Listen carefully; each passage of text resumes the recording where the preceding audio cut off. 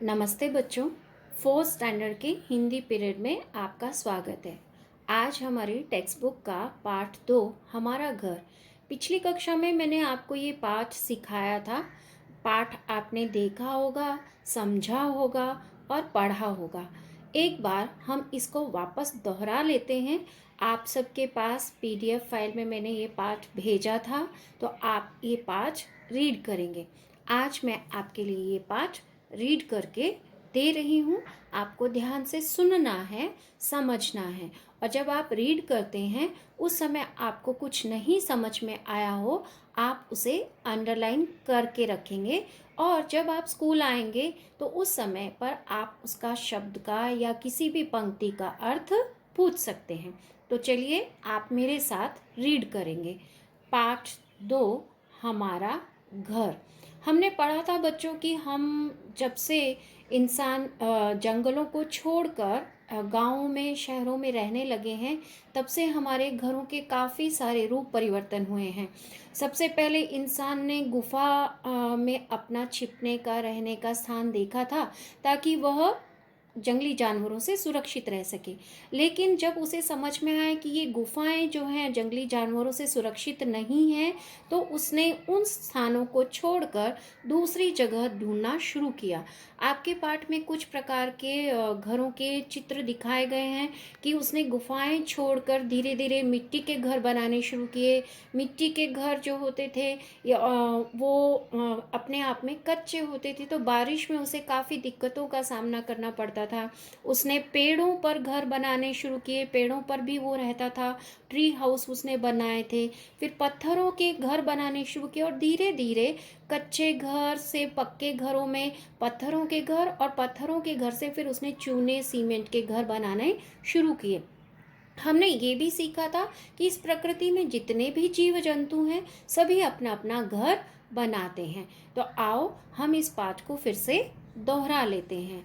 पाठ 2 हमारा घर। प्रारंभ मतलब शुरू में मनुष्य का जीवन एकदम अलग था। वह जंगलों में रहता था। वह भोजन की खोज में एक स्थान से दूसरे स्थान पर घूमता रहता था। मनुष्य को हमेशा जंगली जानवरों का डर रहता था। साथ ही सर्दी, गर्मी और बरसात के मौसम में भी उसे अनेक परेशानियों का सामना करना पड़ता था। सुरक्षित स्थान की खोज, स्थान मतलब जगह, सुरक्षित मतलब सेफ। सुरक्षित स्थान की खोज करते करते एक दिन मनुष्य ने पहाड़ में बनी एक गुफा देखी। अंदर जाने पर उसने पाया कि यहाँ तो वह हर प्रकार की परेशानी से बच सकता है, चाहे वह जंगली पशु हो या विभिन्न मौसम। यह मनुष्य का सबसे पहला घर था। कुछ दिन तक तो ठीक रहा, पर फिर छोटे पशुओं से इस घर में भी मनुष्य को खतरा पैदा होने लगा। तब मनुष्य ने पेड़ों पर घर बनाने शुरू किए। इसके बाद मिट्टी के घर बनाए जाने लगे। आज भी कई इलाकों में, इलाके मतलब क्षेत्र, एरिया, इलाकों में लोग मिट्टी के बने घरों में रहते हैं। ये घर गर्मियों में बहुत ठंडे रहते हैं। उसके बाद मनुष्य ने ईंट, चूना, पत्थर आदि से घर बनाना सीखा। आज के अधिकांश घर, अधिकांश का अर्थ जानते हो? अधिकांश का अर्थ होता है मोस्टली, ज़्यादातर घर जो हैं इसी प्रकार के हैं। ये घर कई तरह से बनाए जाते हैं। ये एक मंजिल के भी होते हैं और अनेक मंजिल वाले भी। अनेक मंजिल मतलब multi storey building, sky scrapers, जैसे आपको ये चित्र में दिखाया गया है कि आजकल शहरों में हम इसी प्रकार के मल्टी स्टोरी बिल्डिंग्स में रहते हैं। इसके बाद आपको पाठ में यह बताया गया, यह सिखाया गया कि जिन स्थानों पर भूमि की कमी है वहाँ लोग पानी में नौका घर बनाकर रहते हैं। नौका घर, बोट हाउस। दुनिया में आज भी ऐसे लोग हैं जो एक स्थान पर टिककर नहीं रहते। वे एक स्थान से दूसरे स्थान पर घूमते रहते हैं। इन्हें बंजारा कहते हैं। मैंने आपको चित्र दिखाया था कि बंजारा अपने घर अपने साथ लेकर चलते हैं। ये जगह जगह घूमते रहते हैं। ये अपना चलता फिरता घर अपने साथ लेकर चलते हैं, जिन्हें कारवां कहते हैं। विश्व में कुछ स्थान ऐसे भी हैं जहां जमीन हमेशा भारी बर्फ से ढकी रहती है। यहाँ के निवासी अपने घर बर्फ से बनाते हैं, जिन्हें इग्लू कहते हैं। यह तो हुई हम मनुष्यों की बात। सृष्टि के हर छोटे बड़े जीव जंतु को घर की आवश्यकता होती है, चाहे वह पानी का जीव हो या कोई पक्षी।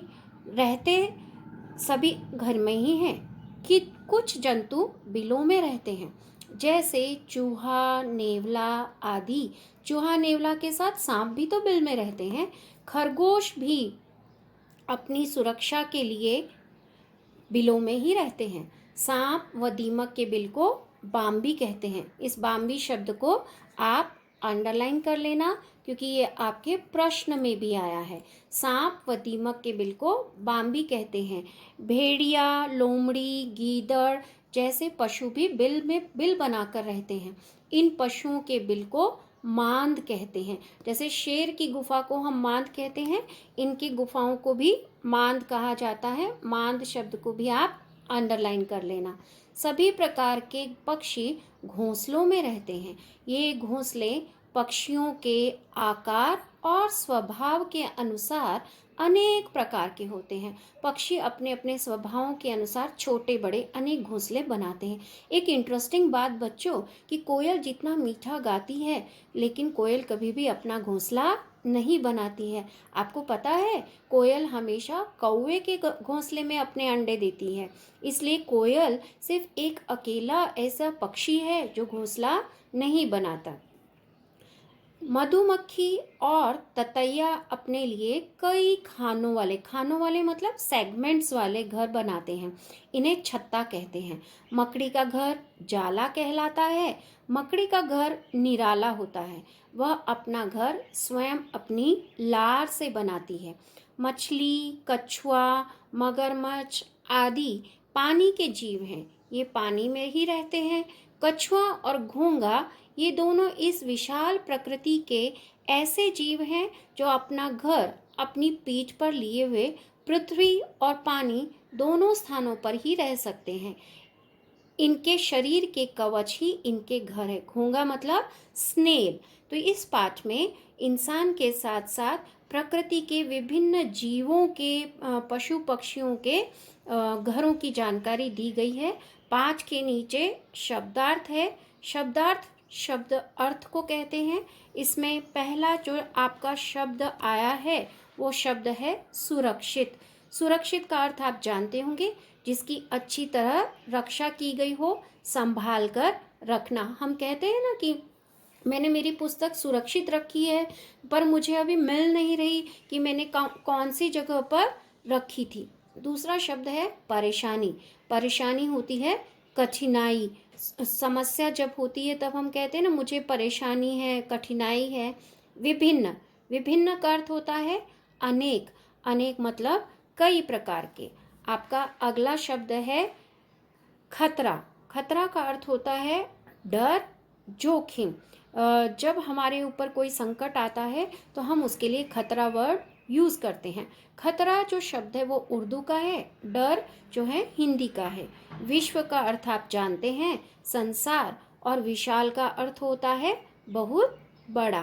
तो ये शब्दार्थ आपको पढ़ने हैं और याद करने हैं। शब्दार्थ पढ़ने के बाद जब हम पाठ को अगला पृष्ठ देखते हैं तो इसमें हमारे पास बहुत सारे प्रश्न उत्तर और स्वाध्याय है। स्वाध्याय यानी एक्सरसाइज है। यहाँ पर आपका जो है पहला जो सेगमेंट है वो मौखिक है। मौखिक यानी ओरल के लिए है, लेकिन हम इसको ऑब्जेक्टिव क्वेश्चन आंसर में भी पूछते हैं। तो यहाँ पर आपके सामने 1, 2, 3, 4 जो प्रश्न हैं, इनके उत्तर आपको एक शब्द में लिखने हैं। ये अभी नहीं लिखने हैं, जब आपको वर्कशीट दी जाएगी तो उस वर्कशीट में आपको लिखने हैं। अभी आप नहीं लिखेंगे। आप मेरे साथ प्रश्न पढ़कर मुझे उत्तर बताएंगे। मनुष्य के सबसे पहले घर का नाम बताओ। बता सकते हैं आप सबसे पहला घर, कि मनुष्य ने सबसे पहले कहाँ रहना शुरू किया? यस, पहाड़ों की गुफा में। आपका उत्तर सही है, तो इस घर का नाम क्या है? गुफा। दूसरा प्रश्न, मनुष्य को हमेशा किसका डर रहता था? तो गुफा में जब रहता था या जंगलों में रहता था तो इंसान को किसका डर था? जंगली जानवरों का। दीमक के बिल को क्या कहते हैं? मैंने आपको अंडरलाइन करवाया है ये शब्द, याद आया? Yes, correct, Bambi. तो इसका जो उत्तर होगा वन वर्ड में आप क्या लिखेंगे? बाम्बी। अपना घर अपनी पीठ पर लेकर कौन रहता है? मैंने आपको इसका इंग्लिश शब्द भी सिखाया। यस, करेक्ट, जो इसका उत्तर है घोंघा। कछुआ और घोंघा दोनों अपना पीठ पर घर लेकर घूमते हैं। तो यहाँ पर अगर हम एक शब्द में उत्तर लिखने के लिए कहेंगे तो आप यहाँ पर घोंघा शब्द लिखेंगे। आपके पास दूसरा लिखित, लिखित यानी रिटर्न पार्ट, ये ओरल में था। तो ओरल के ये जितने भी प्रश्न हैं इनके हम वन वर्ड आंसर ऑब्जेक्टिव में करते हैं। यहाँ पर लिखित में आपको जो है श्रुत लेखन, श्रुत लेखन बच्चों कहते हैं डिक्टेशन को। जब हम पाठ में से डिक्टेशन लिखवाते हैं तो उसे श्रुत लेखन कहते हैं। तो जब आप स्कूल आएंगे तब इस पाठ में से आपका डिक्टेशन होगा। आपको घर पर रहकर पाठ का रीडिंग, जो पठन है वो करते रहना है ताकि आपको शब्द लिखने आए। यहाँ पर जो 1, 2, 3, 4 प्रश्न दिए हैं इनके उत्तर हम CW में लिखेंगे, यहाँ पर नहीं लिखेंगे, इसलिए मैंने आपके सामने CW लिखा है।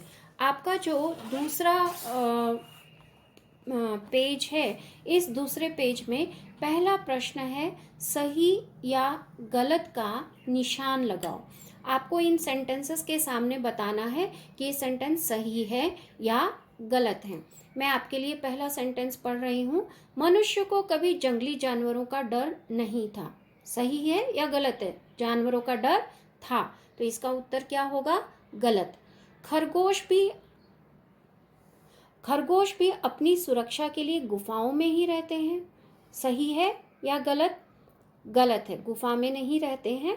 मछली, कछुआ, मगरमच्छ आदि पानी के जीव हैं। हाँ, सही। गीदड़ जैसे पशुओं के बिल को इग्लू कहते हैं। क्या गीदड़ इग्लू में रहते हैं? गलत। इग्लू बर्फीले स्थानों पर इंसानों के लिए बने होते हैं। मकड़ी अपना घर स्वयं अपनी लार से बनाती है। सही उत्तर है क्या बच्चों? सही। तो आपको बॉक्स में सही और गलत का निशान लगाना है। हमारा अगला है उचित उत्तर पर सही का निशान चिन्ह लगाओ। ये MCQ क्वेश्चन है, MCQ मल्टीपल चॉइस क्वेश्चन, जहां आपको 3-3 उत्तर मिलेंगे और आपको सही उत्तर पर निशान लगाना है। तो आपका पहला प्रश्न है दीमक के बिल को क्या कहते हैं? तो आपका उत्तर क्या है? बाम्बी। यह अपना घर अपने साथ लिए घूमता है। घोंघा, ततैया, मकड़ी। तो हमारा सही उत्तर घोंघा। ये एक स्थान से दूसरे स्थान पर घूमते रहते हैं। तो सही है बंजारा। आपके पास नीचे जो है वो शब्दों को सही क्रम में लगाकर सार्थक वाक्य लिखो। ये उल्टे सीधे जम्बल्ड वर्ड्स दिए हैं, आपको इनको सही क्रम में लगाकर लिखना है। आप अपने आप भी कर सकते हैं और मैं आपको इसके नोट्स भेज रही हूँ जिसमें से देखकर भी आप लिख सकते हैं। हमारा जो अगला प्रश्न है वो अगला प्रश्न अब हम देखते हैं कि इस पाठ में हमारा दूसरा प्रश्न क्या दिया है। इस पाठ में आपका तीसरे पेज पर जो प्रश्न है वो है निम्नलिखित शब्दों के वचन बदल कर लिखो। वचन कहते हैं कि जब हम सिंगुलर और प्लूरल, एक वचन और बहुवचन में उनको रूपांतरित करते हैं। इसमें आपने अगर छोटी कक्षाओं में सीखा हो तो आपने सीखा होगा कि हमारे पास व्याकरण में लिंग भी होते हैं, स्त्रीलिंग, पुल्लिंग शब्द, जेंडर जिन्हें कहा जाता है। तो वचन बदलते समय बच्चों एक बात का ध्यान रखना चाहिए कि जो स्त्रीलिंग शब्द हैं उन पर चंद्र बिंदु और अनुस्वार आता है, लेकिन जो पुल्लिंग शब्द होते हैं उन पर अनुस्वार और चंद्र बिंदु नहीं आता है। मैं आपको एक्सरसाइज में समझाती हूँ, मेरे साथ आप देखना। पहला शब्द है भेड़िया। तो भेड़िया जो है वो पुल्लिंग शब्द है, तो भेड़िया का जब हम उत्तर लिखते हैं तो भेड़िए में चंद्र बिंदु नहीं आता है। हमारे पास दूसरा शब्द है मछली। तो जो बड़ी ई पीछे की बड़ी ई की मात्रा होती है वचन बदलते समय हमेशा छोटी ई में बदल जाती है और स्त्रीलिंग शब्द है इसलिए यहाँ पर हमेशा चंद्र बिंदु आएगा। मछली का उत्तर मछलियाँ। मकड़ी, मकड़ी का बड़ी ई छोटी ई में बदल जाएगा और स्त्रीलिंग शब्द होने के कारण यहाँ पर चंद्र बिंदु आएगा। चौथा शब्द है हमारे पास कछुआ। कछुआ पुल्लिंग शब्द है, इसलिए ए पर चंद्र बिंदु नहीं आता। इसका उत्तर कछुए। लोमड़ी, बड़ी ई छोटी ई में बदल जाएगी बहुवचन बनाते समय और स्त्रीलिंग शब्द होने के कारण या के ऊपर चंद्र बिंदु आएगा। मंजिल, मंजिल शब्द भी अपने आप में स्त्रीलिंग शब्द है। हम हमेशा कहते हैं ना मंजिल मिल गई, हम मंजिल मिल गया नहीं कहते। तो मंजिल बहुवचन बनाते समय स्त्रीलिंग शब्द पर अनुस्वार, जो ऊपर बिंदु लगता है उसको हम अनुस्वार कहते हैं। आपका अगला शब्द है गुफा। गुफा जो है स्त्रीलिंग शब्द है, तो इसलिए ए के ऊपर चंद्र बिंदु आता है। कीड़ा, कीड़ा पुल्लिंग शब्द है, इसलिए कीड़े के ऊपर बिंदु नहीं आएगा। जानवरों, ये बहुवचन है, तो हम बोलते समय कहते हैं ना जानवरों, तो जानवरों पर देखो अनुस्वार लगा है, तो इसका हम वचन जब चेंज करेंगे तो इसे हम जानवर कहते हैं। आपका अगला प्रश्न जो है वो है शुद्ध शब्द पर गोला लगाओ। तो आपको यहाँ पर बहुत सारे शब्द दिए हैं, उसमें कुछ अशुद्ध शब्द हैं और एक उत्तर सही है, तो आपको सही उत्तर पर गोला लगाना है। अगला जो प्रश्न है आपका वर्ण अलग करके लिखो। ये आप सीख चुके हैं, आपको वर्णमाला सिखाई गई है। वर्णमाला के आधार पर आपको वर्कशीट दी गई थी कि वर्कशीट में वर्ण अलग करके लिखना है, तो ये प्रश्न आप कर सकते हैं और ये नोट्स आपको भेजे जा रहे हैं। अंतिम जो प्रश्न है आपका, वो अंतिम प्रश्न आपको खुद लिखना है। मैंने लिखा है स्वयं लिखें। देखिए मैं आपको प्रश्न पढ़कर सुनाती हूँ। रचनात्मक गतिविधि ये एक्टिविटी है जिसमें क्रिएटिव राइटिंग करनी होती है, तो आपको अपने आप ये उत्तर लिखना है। प्रश्न है आपका अपने घर के बारे में कुछ वाक्य लिखो।